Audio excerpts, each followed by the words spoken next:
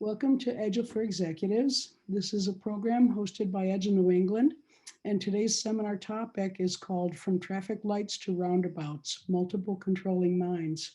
I'm Nancy Van Schonderwert. I'm an independent Agile coach, and I'm also president of Agile New England. And since that wasn't enough, no, I'm kidding. I'm also heading the Agile for Executives team.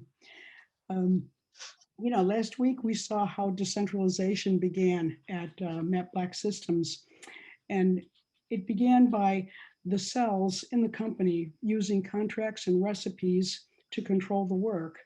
And they were also using independent audits to make sure that commitments they made were done and done correctly. This week, we're going to see how the company as a whole began to change as people got used to those rules. The company began to have more of a proactive attitude towards everything that came along rather than reactive. It started to feel to Andrew and Julian as though it was developing its own lift, like it was lifting off like an airplane. It was sort of taking on its own life, and they didn't feel as much of a need to push as hard as they had been doing in reorganizing the rules. I'm going to pass control over to my co-host Carolyn this week. She'll say a few words and get us going. Hi, Carolyn. Hi, guys. Well, we are so glad that everyone is back. Hi. So I want to just acknowledge that we are in the 5th seminar. So isn't that awesome? Like, you guys have been with us. We're about to sit together, have lunch together, or for some of you, it's in the evening.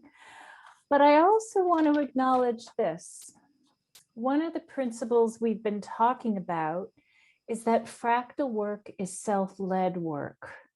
So I just want to acknowledge that one of the most important pieces of fractal work is the audience today. Each one of you has in some way contributed to elevate the discussion, has assisted as Julian and Andrew continue to refine their theory and share it more broadly. Fractal systems to be designed will need designers. I have a feeling there's some designers of fractal work in the group, and I am so glad you're here. And so with that, just that acknowledgement, you matter. You're the future fractal leaders. I'm going to take the mic now. I'm going to turn it over to Andrew, and I'm going to let him begin as he normally does with a recap, and then they'll take it from there. Andrew? Thank you very much, Nancy and Carolyn. I was going to say welcome to Agile New England, but I really should say welcome to Fractal New England. Of course, hopefully you see the difference there. So I just wanted to summarize where we were in our journey. And we've distinguished, one, that our organization at Matt Black Systems was not a machine. It was more like an ecosystem. And our behaviors had shifted significantly in how we deal with managing an ecosystem. So we stopped shouting at frogs. I think we're going to use that a lot. And we started to redesign the boundaries of our ecosystem to try and elicit behaviors that were rewarding to all. We've already talked about, we introduced the internal marketplace, which had a number of benefits. Probably the biggest or most significant one was the retention of our measures. So we now could measure each individual virtual company in the same way as we measured the company as a whole.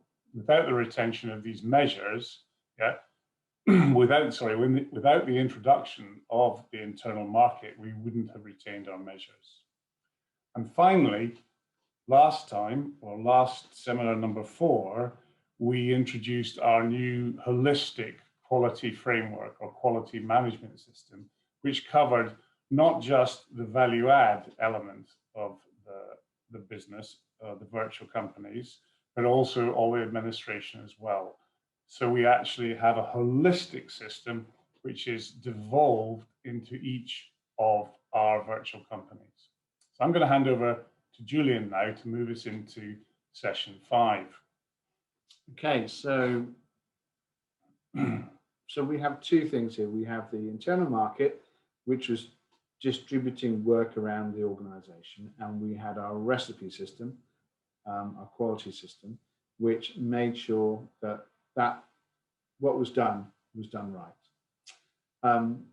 And in combination, these two things, they efficiently, and so what I mean by efficiently, with low cost and in a timely way, was distributing activities, resources, and rewards throughout the organization. So just like an internal market, a free market does in our wider world, we put this inside the four walls of our organization, and we got the same sort of benefits. Didn't need a management and a planning team, and we didn't need an HR department and stuff like that. Everything was devolved. This allowed people not to have to do everything, but in that internal market, they could coordinate themselves together, sort of choreograph themselves together in response to the circumstances of the moment. So certain jobs would be passed to certain people, and other jobs would be passed to other people. Other resources were moved around as they were needed, so that effectively got the best from what we had. Our quality management system, combined with our internal market, meant to say that we could now work out whether the right thing was done and whether it was done right. And the same would apply to every person. Just like shops in the high street, again, we talk about our fractal system. It's just a word that means we've copied stuff from outside our business rather than inventing any new language or any new approaches. We just said what works on the high street should work inside our business. So all the shops on the high street, you could measure with a P&L account and balance sheet, and whether it was a bookmaker or a candlestick maker, it wouldn't matter. There were different businesses, but you could measure them all with some basic metrics. Same framework. Same framework. Same DNA. And so inside our business, we could now measure individuals against a standard merit. So it didn't matter if they were a bookkeeper or whether they sprayed parts. It didn't matter. We could measure whether or not they deployed their resources effectively, whether they were good stewards of their resources, and they provided a positive input, provided value to the business. So that meant that using our contract system as work passed through the organization, our contract system allowed us to identify the behaviors that were taking place. So can I just interrupt there, just to pick up a point which I think is quite important with the introduction of the contract system, because the contract system we introduced started to solve some of the problems that we didn't intend it to solve. So I'll give you an example of what that means.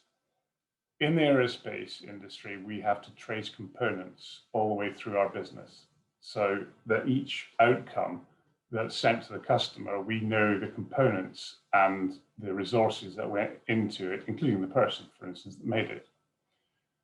The great thing about using the contract system internally is that we could trace the flow of products from the external customer into the internal customer, and then through the internal supply chain until it was actually, say, final assembled onto the final product that the customer received. So we solved a problem of traceability through the back door of our internal market. And that saved us a lot of effort and a lot of work, because previously we'd been doing that in a formal process. So that's an example, for instance, of the benefit of the internal market, which was a second order effect. So yeah, I was trying to remember that we also, because of our recipe system as well, as each person did the recipes that were pertinent to them and as part of their job, they created a record. And so we could look back and we could tell which recipes each individual had been following. And that gave like a fingerprint. And often when an individual was in some sort of difficulty, say, for example, they weren't providing more value to the organization than they were consuming, more than they were removing, it was pretty clear in the recipes they were following which ones were being missed out, that their colleagues were doing and they weren't. So it was a really good way of saying, of when people stumbled and were struggling with it, to work out specifically what they weren't doing, to identify what training would help them and how we could bring up their performance. So we call that program our rescue and recovery. And our recipe system really alluded to behaviors. And then if they were positively contributing to the organization, they could be rewarded commensurate with that success. So we could share with them a decent wage, and on top of that, 20% of the profit they were generating every month. So the individual was benefiting, the organization was definitely benefiting, and our customers were benefiting, primarily because people were doing what they promised. And that's promised on prices and promised on delivery dates and promised on quality. That was, and for our customers, that was a sea change, let's put it that way. So it was all good.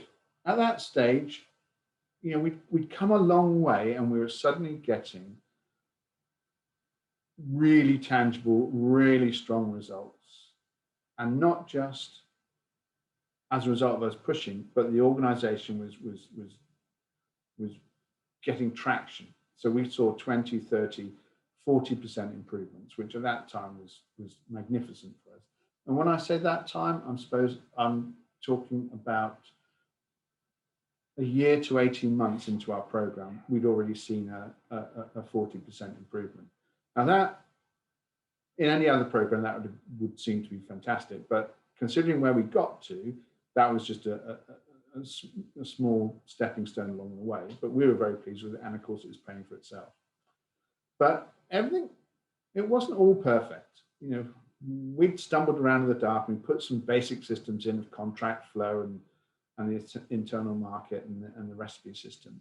And it was much better, but it wasn't perfect. So we had problems.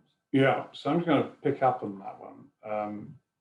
I suppose in twofold ways. Well, first of all, the actual problems that we had and some of the behaviors that were expressed. And I think it was the last or the previous seminar where we talked about this over-ordering of glue syringes, which this truck arrived, this huge truck arrived with 13 years worth of glue syringes. Now, it was easy at that time to blame the guy for being a fool. But of course, that wasn't our policy. Our policy was to look at the system and say, what is in the system? What is it in our rule set that's caused this problem? Of course, what we identified was there was a hole in our barrel. Our barrel of responsibility and accountability wasn't complete. And in this case, happens to be there wasn't a balance sheet. So the person wasn't being charged for the resources in terms of cash that were being used. So as far as they were concerned, there was an infinite amount of cash was available to them.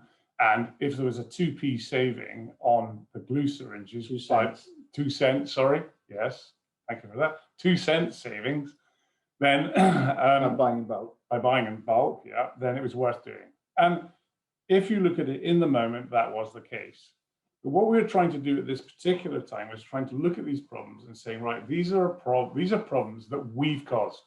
So the problem we caused is they'd wrapped up a whole bunch of cash in 13 years worth of stock of a consumable item. And that wasn't going to be available to spend on other things like improvement projects or new equipment, etc. And the cost of storing all that stock far outweighed the savings they'd made per syringe. So there's two things there that weren't in our system in really a meaningful way. One was the actual cost of the cash wasn't being accounted for.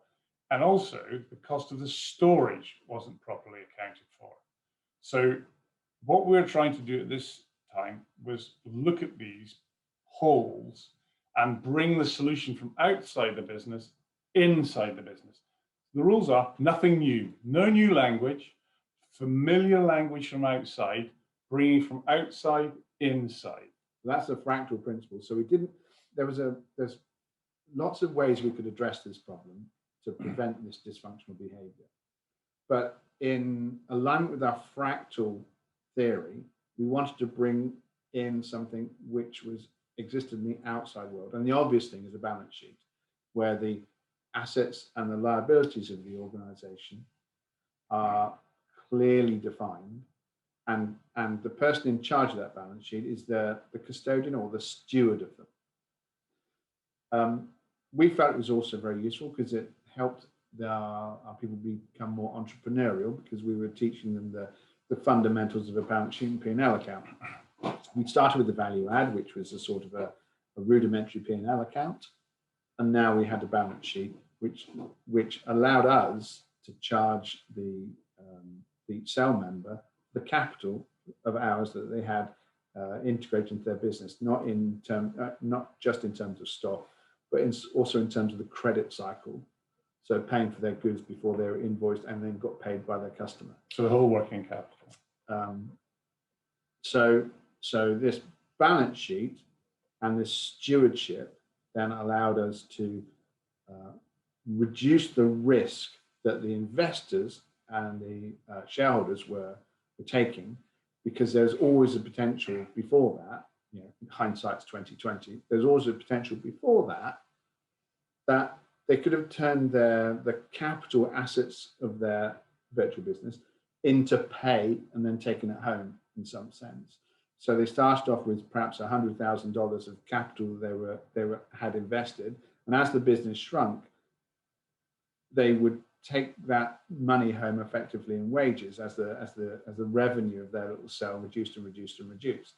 And we'd only find out there was a problem right at the end when they used up all the shareholders' capital. So it was very important for us that the balance sheet would now address that problem. And we were able to then integrate more recipes that built a corral around the organization's resources. So at that point, we were able to take our hands off the handlebars, as it were, and the thing ran relatively smoothly. From that point on, we ended up just tweaking it a little bit to put right little issues. But from that point, with the balance sheet and P&L account in place, we had all the basics in place. And our major problems started to disappear. And we did have some problems, but they were ones we could happily live with. We had things like recruitment, for example. What happened? How do we get new people into the organization, multi-skilled ones, when our marketplace really has specialist skills in it rather than multi-skilled. But so we transitioned from that old machine model, like a traffic light. Now we had like a high street of shops which were acting and coordinating, choreographing themselves together with this internal supply chain to a standard to the recipes. And it looked more like a roundabout, a traffic circle now, where instead of having a manager and a supervisor, you now had multiple people trading amongst themselves in a network. So that looked more like the drivers on a roundabout coordinating their behavior to solve the traffic flow problem together, rather than having a centralized decision maker or algorithm. If you've got an MRP system, the algorithms within that will be dictating the flow of resources and activities. And there was this shift then from a single controlling mind to more of a distributed controlling mind. Do you want to say a bit more about that? Yeah, okay. So for me, this was the critical part of the whole program, was we suddenly, I'm going to use the analogy of an aircraft.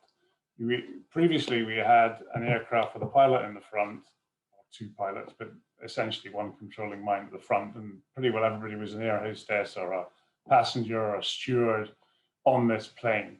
Now we're like, each person is like in a mini helicopter or a mini plane, yeah, by themselves, and they're the controlling mind of that plane. And this is much more complicated because now they're having to think about the balance, yeah, between the customer, the suppliers, the investors, and themselves as an employee. It's not, they're no longer in a department. So the compromise that has to take place, usually in a managing director's head, is now having to take place in everybody's mind. So rather than we went from one controlling mind to everybody was a controlling mind in our new roundabout organization. So we might sort of talk about that and say, within a function, and even within the hierarchy within the function, the boundaries of your decision making are quite tight. They're probably within the functional organization, the function of the organization, within Like your sales, role, for instance. like sales or like bookkeeping or like production. But when we did this holistic approach, when we had these cells with P&L accounts and balance sheets, suddenly the boundaries were widened up, and that made the compromise that people had to make much more sophisticated. To satisfy themselves and make their life easy, they had now to integrate, not letting a customer down, not consuming shareholders' resources, and not being profitable. So the compromise they had to make was much more sophisticated. So it wasn't just delighting customers. So that's something we hear all the time, delight customers. It's much more complicated than that because it was delight customers, delight employees, delight suppliers, and delight investors. Make a profit. Do everything that's right. Reduce the purchase costs. So everything, there's a kaleidoscope of things they had to coordinate all at the same time, and they could find opportunities to make compromises well outside their old original narrow function. And it meant eventually what we saw increasingly was win-win-win decisions. Compromises where the customer won, the business won, and they won. So an example with that would be a customer would come in and say, oh, this project's really in a bit of a panic. Can you deliver it quicker? And the person at our end would say, yeah, if it was due to be delivered on the 8th of the month, and if I brought it back to the beginning of the week, well, that would be the 1st. But if I brought it back an extra day, I'd pop it into the month previous. That would really help my cash flow and the profitability of my organization just by nipping off an extra day. A little bit of extra effort gave the customer what they wanted, gave the business more profitability, and gave me more reward for my success. So I nipped out 30 days of credit. And since I was being charged for that 30 days of credit, I made a little bit more money out of it. So that was a win for the customer, a win for me. And it was those sorts of compromises which we made all the time, which made all the difference. They weren't, there wasn't one big thing people did. It was 1,000 little things and clever tweaks they did. If somebody tells you they've got a silver bullet for magically transforming their business, it's just nonsense, because what we saw was 1,000 reductions in waste, 1,000 increases in agility, 1,000 changes in the way they interacted with their clients, 1,000 ways they changed their interactions with their suppliers. And in all, because it's all aiming to this bigger picture of P&L account and balance sheet, they benefited in aggregation enormously. And in balance. That's the most important thing in this, because this is in balance, it's the benefit. And I can't emphasize this more, that it's not one party benefiting from another party, because if that happens, you get discordance.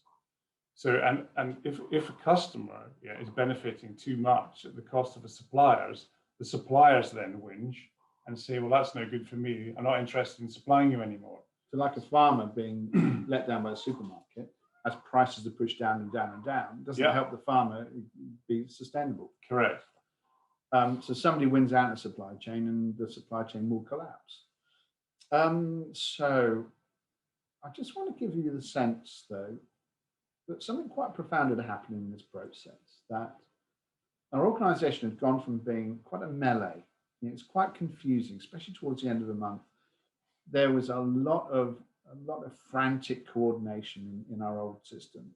And now we have this roundabout thing going on. The organization, the actual workshop suddenly took on a new calm feeling. It was much quieter than it was before. People were happily just coordinating themselves together.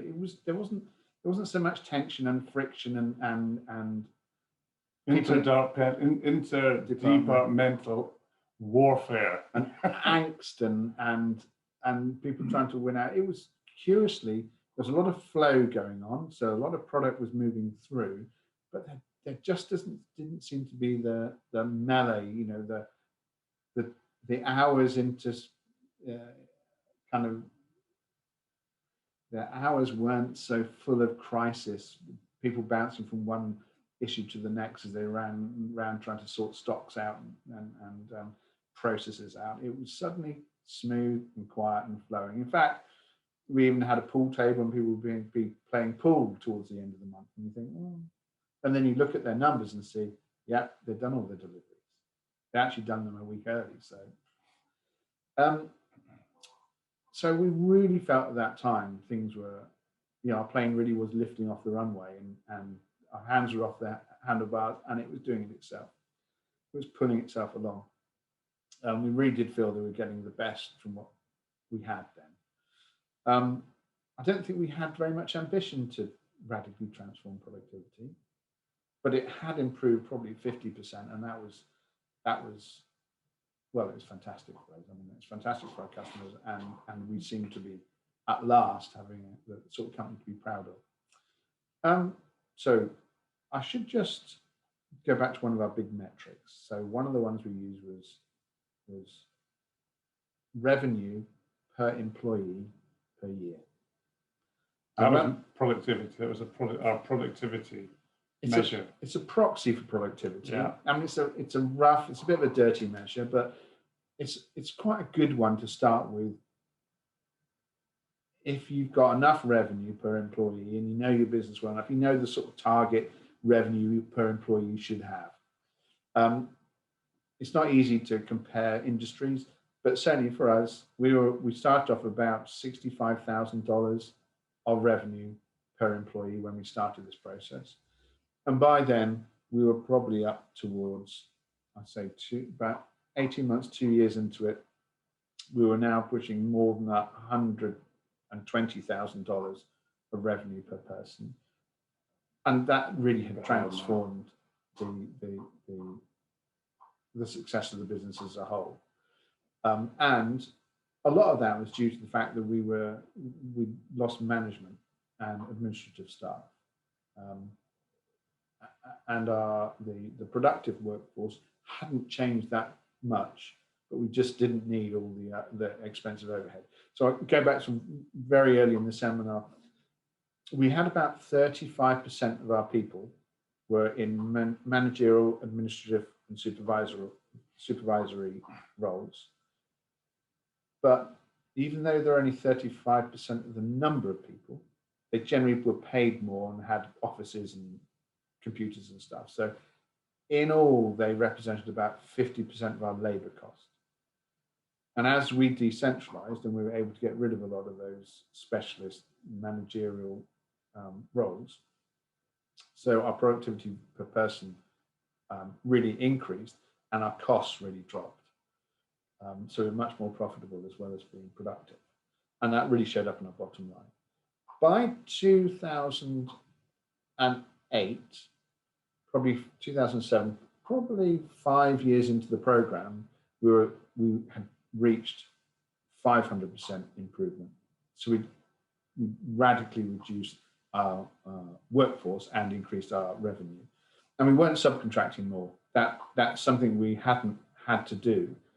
We were our instruments, for example, the letters on an instrument in an airplane, we were mechanically engraving with machinery for years, and then one of the chaps invented a process where we'd laser engrave. And it went from like a 2-hour process to pressing a button and the laser machine following a program, and it was done. So those are the sorts of grand leaps we were able to make. And for the individual, it was easy to justify the laser engraving machine because it made such a big difference to productivity. So it was an obvious investment for the investors. And for the staff, during that period, they saw a big ramp up in pay. So that really was as they increased their success, so they increased their pay. Not like 10, 20%, but they initially doubled and then increased their pay even further. It wasn't 5 times, but certainly it was 3 times what they were originally being paid. Bear in mind that we were a relatively low wage business before, and we now turn into a high wage business. Can I just add something in there, which I think is important? And that is that at this stage, there's no vestiges of our old business model. So in other words, there's none of the traditional departments like sales, design, accounts, manufacturing, etc. They've gone. We're now looking at a virtual business or a virtual company where the individual in it is multi-skilled. There's no hierarchy now. Each individual is self-leading. Okay, so the vestiges of the old model have gone. The company looks nothing like it looked in the past. I think that's really important now, because at this stage now, yeah, if we look back, we don't see what was in the past. It doesn't exist anymore. And we now look forward to a completely new network structure, something that is unrecognizable to most of our customers, suppliers, and competitors. We look different. So we look different, and the experience inside the organization for the employees was different for the staff. But the success they were having showed that the game they were playing was playable. So they could come in the morning, they knew what to do, they got good pay for working hard. In Softon, it was the lazier they were better at finding process shortcuts and making life easier. And that would allow them to nest more work into their day. So the game was playable, but this idea that we had also this continuous improvement going on in processes and efficiency showed that every day they came in and played that game, the iteration of games got better and better and better. So the game was good, and the game of game was good. So as you repeated the game, you got more success. And that's essential if you want to see long-term improvement. That continuous improvement, which is the goal of Lean, is to it's like setting a snowball down a hill, and it just grows and grows and grows. It has to be, not only does it benefit each time the game is played, but also as it iterates on, it's played and played and played, so the benefits aggregate. So it's like a football league, isn't it? You win the game, yeah, and then next week you play another game, and the next week you play another game. You can't see the winning of the league in the individual game. At a higher level, at a meta level, there's the winning of the league. And that brings more money and more publicity. And that brings a huge benefit. So, and it's almost like an emergent property from the winning of the game. So you're not going around in circles, as it were, you're progressing towards a higher goal. And this was all about us aligning the behaviors of the individual with the interests of the organization and its customers. And it presented long-term success. So we talked about compromise, how the compromise that was being made was much more complex and much more sophisticated because the boundary is much wider. To do this, our staff were much more engaged than they had previously been. They're much more interested in their job. We saw that in terms of what they talk about during lunch hour. You'd have industry magazines open, and they'd be chatting about the opportunities that were out there and the problems they had, and when a machine was going to be down for maintenance and things like that. There was much more chat about the job rather than about football or what they were doing at the weekend and stuff. So they were much more engaged in what they were doing, and it wasn't a a stilted, difficult conversation. It was often a very vibrant, and they were all engaged and motivated by this new game they were playing. But so the thing that was bringing that motivation, yeah, was the new boundaries, the new rule set, because it left a void for that. It left a space for them to inhabit. And that's the really important bit. And that space didn't let them escape. We talked about the barrel beforehand, the barrel of responsibility and accountability. And they were now having to bring their magic. The system was demanding of them to bring that which they needed to bring. They were also paid much better. So that was a benefit to them. So what does that Dan Pink say? Autonomy, mastery, and purpose are the biggest motivations at work if people are paid enough to take the issue of money off the table. And that's such a giant caveat. It's massive. Because for most people, the issue of money is not off the table. So it affects their behavior constantly and their motivation. And now, having paid people more, what we were seeing is... Nancy's got a hand, we're in trouble.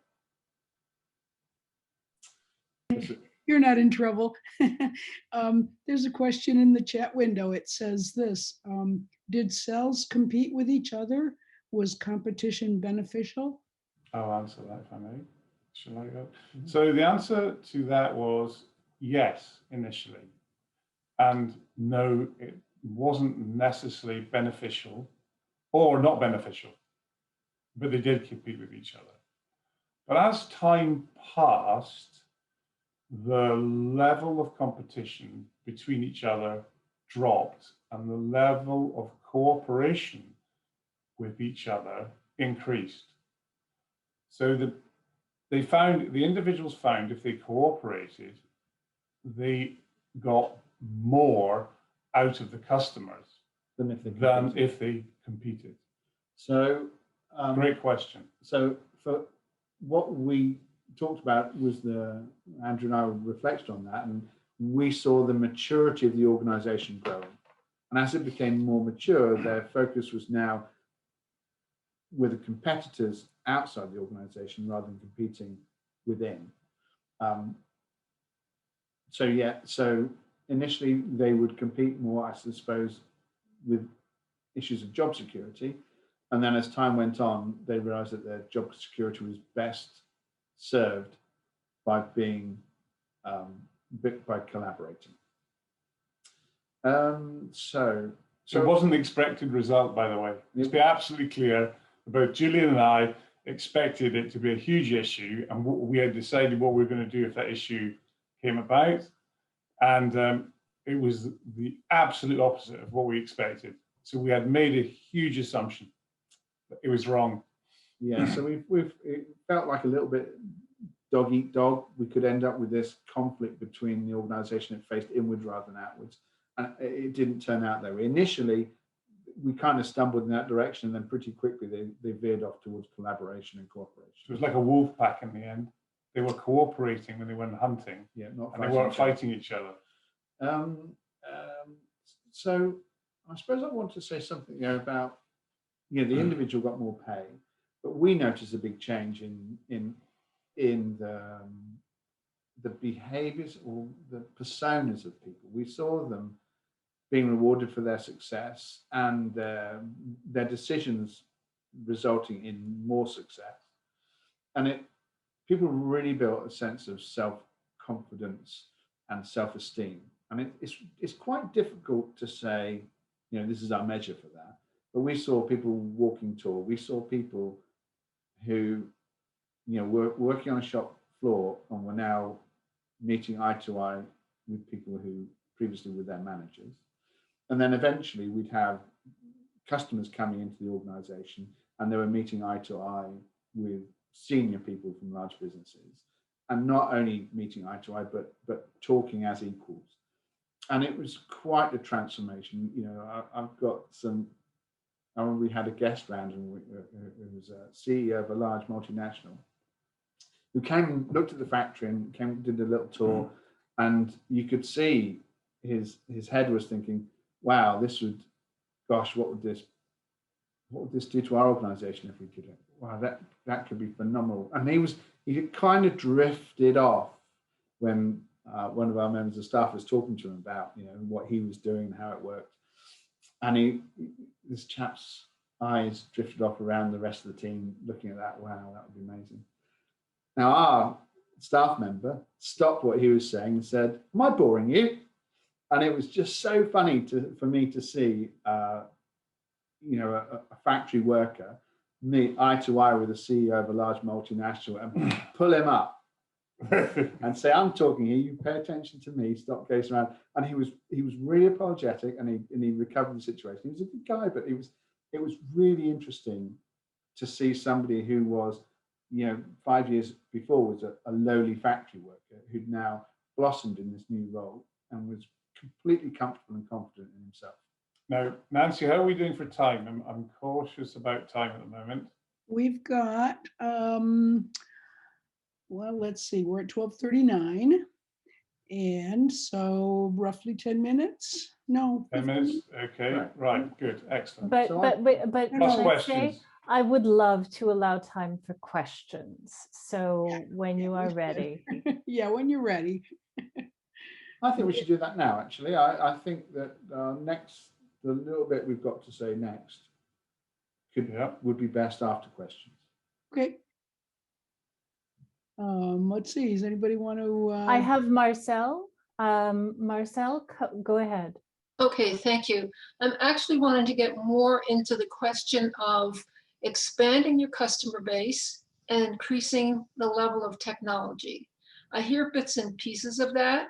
I hear somebody using laser design to get things done, but I'm wondering how this incredibly efficient and effective organization is working in a more expanded market. Did your customer base increase as a result, or did you just have deeper relationships with existing customers? Okay, good question. So let's start with the customer base increase. The answer was a definite yes to that, because we went into new markets. So one of the guys decided he was going to start a fishing business.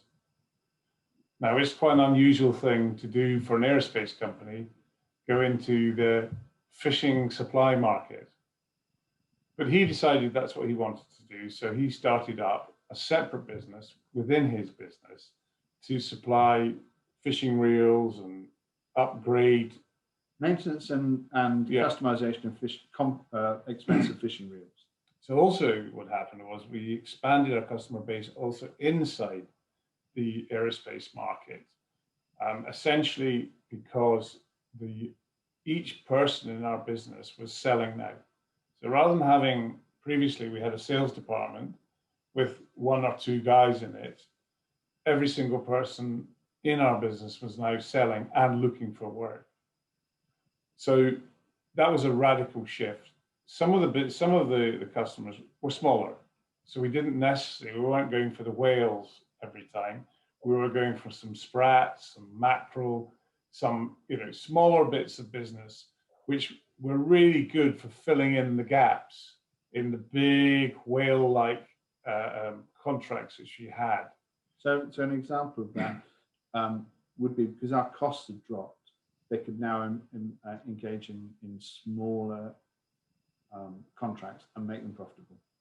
And so typically they would all, before there was a few people the salesmen used to go to exhibitions, and now they would take a stand in an exhibition, and each person on the factory floor would spend some time at the exhibition, meeting their customers face to face, meeting their competitors, meeting other suppliers in the organization, in the marketplace.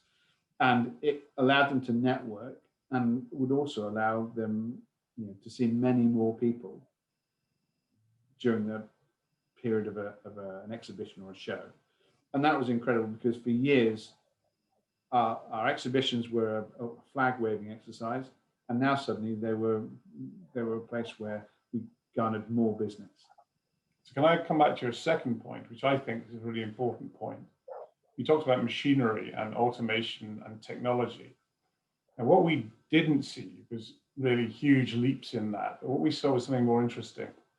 And that was the technology shifted from large to small. So I'll give you an example, photocopiers. So rather than having one large photocopier that did the whole business, we had each person would ask for a scanner next to them.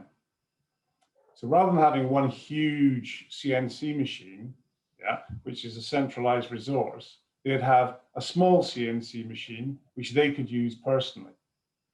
So, So it wasn't the technology, it was the smallness of it which was more important.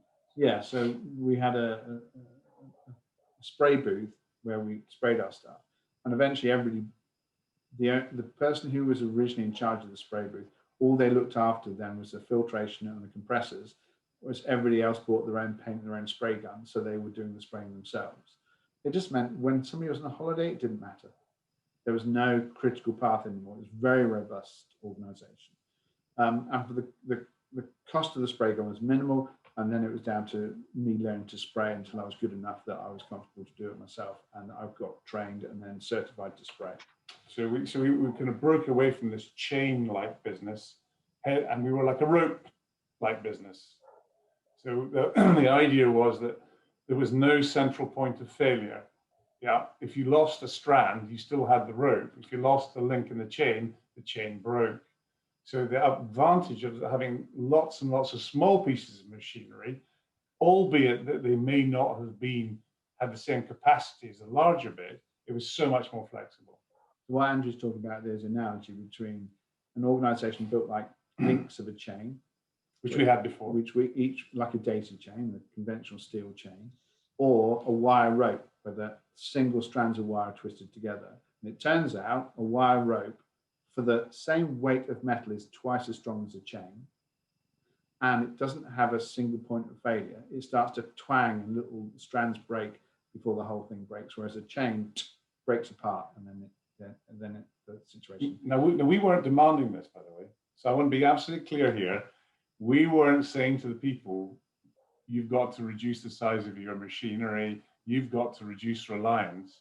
This was the best adaptive strategy to our organizational model. It wasn't shouting at frogs. Yeah, we left them to it, and this was them exploring, looking for the sweet spot in their operations rather than following any instructions. We there have was a one. really strong sense of autonomy. Nancy, do we have time to take the other question? Sure, there's a question in the chat. Why don't you go ahead and read it, Carolyn? So the question is, was there a more than usual turnover in that first 18 to 24 month time frame? Turnover in terms of staff. Yes. Were misfits voted off the island? I love the phrasing. Thank you for the question. They weren't voted off the island. They voted themselves off the island. So what's the difference? What Andrews talks about there is really that we had two types of people. The one who said, do you know, this isn't for me. And a lot of those people were our management team.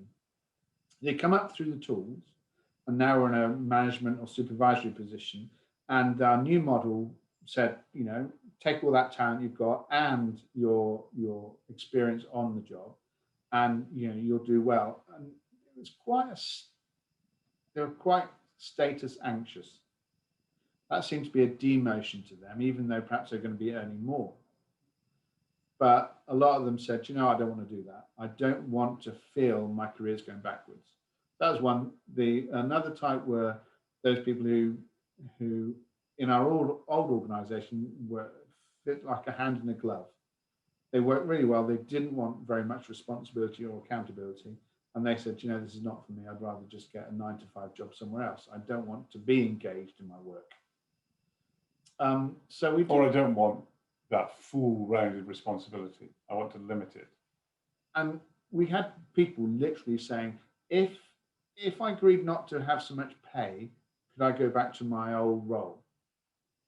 And of course, that wasn't an option for us, because as we'd ramped up the pay, so we got rid of all those specialist roles. And it was so clear that those specialist roles didn't support a person. There wasn't enough value they could add in that specialist role to pay for now what was a considerable amount of revenue they had to generate per person.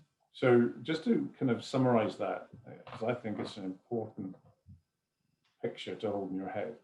We had our old pond and our new pond. And our old pond, yeah, there was people well adapted to that in that particular structure, hierarchical, functional structure. And the people, sorry. And those who didn't fit had moved on. And those that didn't fit, yeah, had moved on. This was the place. So it was almost like it was self-selecting. The model had selected these people. They fitted comfortably. So having changed that model, changed the pond, the ecosystem, yeah, was out of kilter. The people within it just did not fit into this new environment. And then most of them said, look, this is not right for me, and then jumped out and went to an environment like which they were better adapted to. But very few of them said, no, no, this is great. I love this environment. So in all, over several years, we probably turned over 80% of our staff. Now, I should make it clear that we didn't sack anybody. You know, in a pond, you might imagine they died. But in our organization, look, for Andrew and I, this was a social experiment. And we knew we were kind of responsible for the disruption of their lives. So every time somebody didn't fit and said, you know, this is not for me, we gave space around them and time to find a better job for themselves.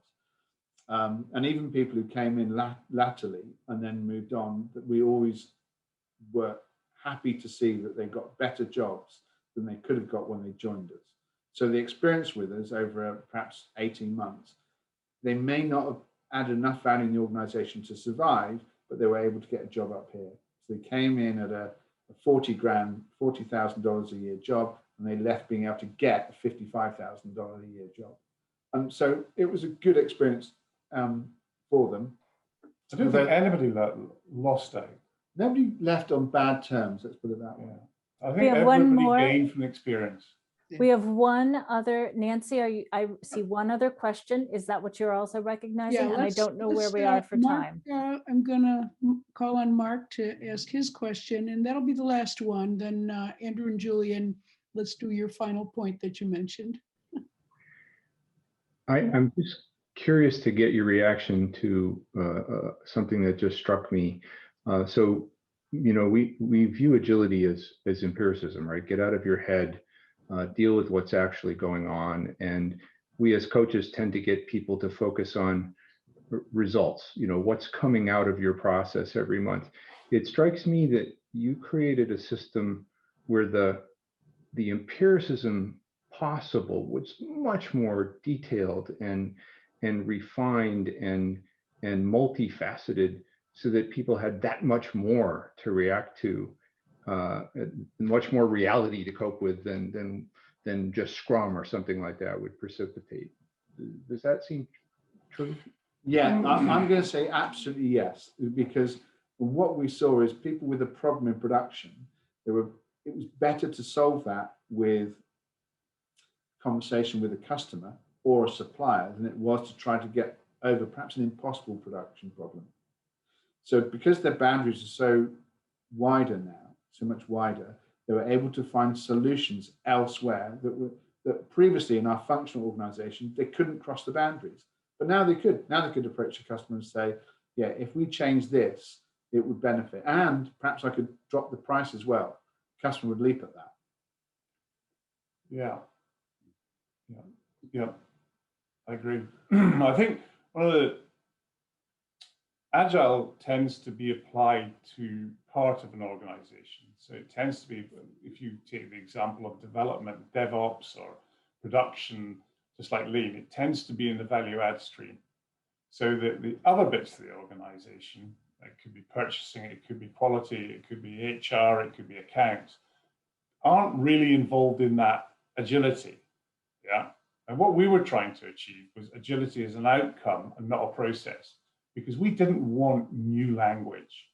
We didn't want Scrum, we didn't want, you know, sprints, and we didn't want fancy language. We wanted stuff they were entirely familiar with in their home lives, and we could bring it in. Nothing new was the rule for Julian and I was nothing new. No new language. No new language. We're not interested in Kanbans and all this fancy stuff. Just simple stuff. We're not interested in meetings, 3 meetings a day. It just has to be something people are familiar with in their day-to-day life. So we had experienced Lean, and remember that had failed. So we knew that didn't work. Bringing in a whole new set of language from Lean had not succeeded. And when we did Agile as well, we applied that to the design side of the organization. Remember, that had failed. So the new rule was in our ecosystem, don't do that. I suppose, lastly, I just want to rush on the last point I want to make in terms of what we unpacked in terms of the key characteristics that we wanted from our staff. So our staff turned over, they changed, and we were trying to define better what the key characteristics of the successful people in our organization was. And in some ways, what people could bring to the organization that a machine couldn't. What was the special thing that we were looking for? And we defined 6 key talents that we were looking for. Curiosity, imagination, and creativity. So curiosity, just mopping up, sponging up new bits of information that people stumble across. They look in the sky and they look at their feet and they look all around them. People have an insatiable appetite for new information because it might do them some good later on. Imagination is this ability to throw yourself into the future. You think about a sat-nav system. You throw yourself towards a destination. You type in, oh, I want to go to San Francisco. And then the sat-nav system breaks up that journey into steps along the way. But you've got to say, yeah, this is where I want to get to. And you get to there, even though you're not there now, you get to there in your imagination. You imagine what it's like, and you imagine that's a goal, a destination you want to get to. And now people use their creativity, which is overcoming the barriers on the way. It is navigating their way to their imagined destination, which is better than where they are. So we lump these 6 characteristics, these 6 talents, we just called it magic. And effectively, we realized that these 6 talents of magic were the thing that was powering our business behind it all. They weren't. Can you say human. The last 3? Discipline. Okay, good. I'm going to come to those. Curiosity, imagination, and creativity are things about the future. They're things that require people to cast their minds forward. And then they can act on the day. They can act in the moment and in the world around them. And then they use the 3 additional skills, which are self-discipline, which is the ability to say what you're going to do and then do it. And self-discipline made them have integrity. It made them reliable, made them keep their promises. They did what they said. They got in early, they were dressed right. They didn't let the people around them down or themselves down. And if they didn't let the people around them down, they were then a favored person for cooperation. So you're a good team member if you had those future talents, if you had good self-discipline, and you had good communication skills, for example, then you were good to cooperate with. So now, instead of being isolated, competitive people, they now became far more collaborative, and they would integrate into very powerful teams. And lastly is the skill of realization. And realization is, we use it in the French way that means I made something real. I brought it about.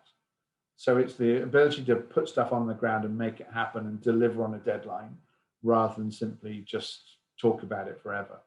So there's our 6 skills, 3 for the future and 3 for the present. Curiosity, imagination, and creativity for the future, casting your mind forward. And then self-discipline, cooperation, and realization, which were the making stuff happen in the moment and doing it with integrity and integrating people around you. So in fact, I just want to add something in here, because in order for these, how do you say, factors to exist, talents to exist, there had to be a void, and a void is very difficult to create in a traditional business. What this meant was, in terms of our fractal approach, our roundabout approach, is that we had to turn everything on its head. So I'll give an example. in Agile, you have an Agile manifesto, which is essentially an imposition on the people who employ Agile techniques. So we couldn't use that because it's top down. And we were using bottom up. So we had to redesign it as my manifesto. So what is it I'm saying? What are my beliefs? Not what the beliefs of somebody told me to say, but what are actually my beliefs? What are my principles? And purpose. And purpose, yeah. So that the whole business model, yeah, had to change radically around the individual, yeah, which is the sovereign being within the system, so they could then have enough space for them to bring their, what Julian called magic. So you had to design a system that demanded this curiosity, imagination, creativity. There was something on which to apply it. And if you don't, all you are is a cog in a machine. Well, you're at the imposition of somebody else. So this is what you should think. And I'm saying, well, what about what do I think? And that's a hell of a shift if you think about it, because most things in our world come down from above. And now we were asking them to start from below. And everything above was going to come out of what was below. So if the company was going to have a purpose, it was only at the emergent level that purpose could be seen. The only purposes, real purposes that were available were the purposes of the individuals within it, as the policies, as the practices, as were the manifestos. We're I'm going to getting waved at, that means I'm in trouble. That's a great wrap-up statement, Andrew.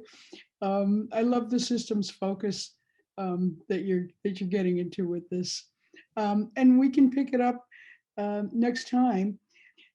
Thank you so much, Andrew and Julian. I really appreciate it.